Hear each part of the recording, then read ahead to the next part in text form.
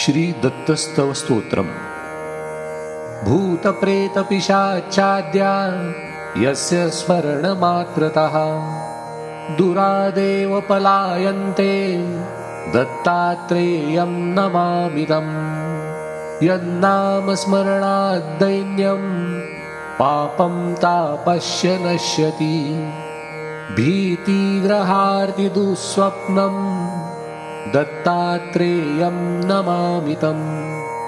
दद्रुस्फोटककुष्ठादि महामारी विसूचिका नश्यन्ति अन्येऽपि रोगाश्च दत्तात्रेयं नमामितम्। संव्रजादेशकालोत्थ्या अपि साङ्क्रमिका गदाः शाम्यन्ति यत्स्मरणतो दत्तात्रेयं नमामितम्। सर्पवृश्चिकदष्टानां विषार्तानां शरीरिणां यन्नां शान्तिदं शीघ्रं दत्तात्रेयं नमामितम्। त्रिविधोत्पातशमनं विविधारिष्टनाशनं यन्नाम क्रूरभीतिघ्नं दत्तात्रेयं नमामितम्।